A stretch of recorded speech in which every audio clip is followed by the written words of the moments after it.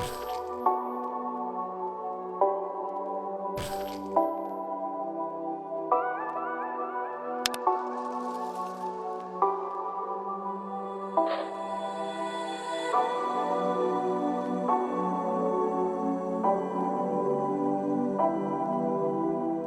YouTube and welcome. This is M from Narcissistic Abuse Rehab. Our topic for today is Narcissistic Abuse is Torture, the Romero Study. This goes out to every survivor of narcissistic abuse who's battling severe depression and post-traumatic stress disorder or anxiety. This is to help you and your families understand what happened to you. By the end of this video, you're going to understand the exact nature of narcissistic abuse, its intentions and consequences, and why it must be criminalized. We're building this channel for you to help you on your recovery journey through awareness, empowerment, and healing. Please support this channel by hitting the like button and subscribing.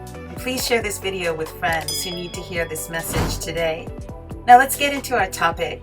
Narcissistic abuse is torture, the Romero Study.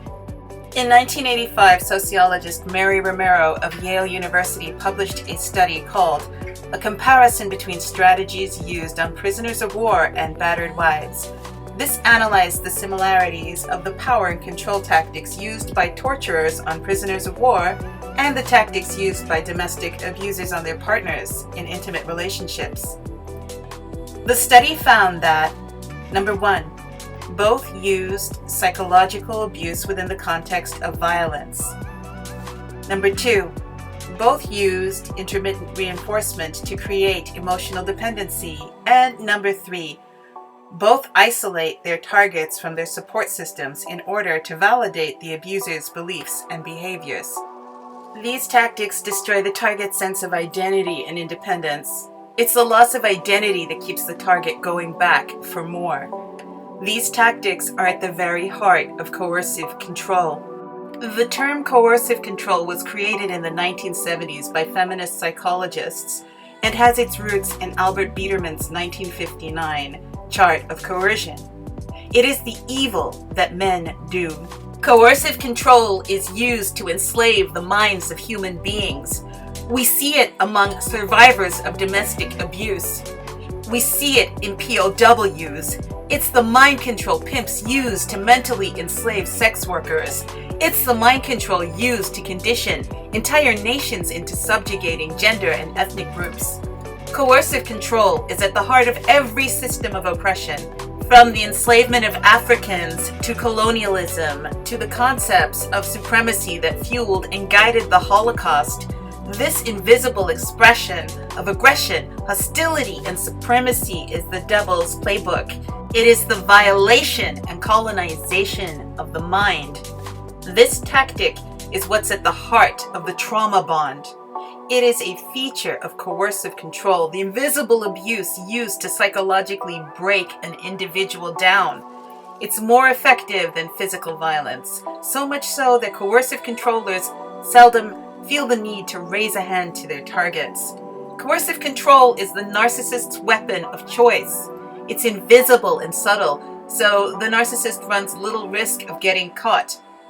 If there's one thing I want you to take away from this video, it's this.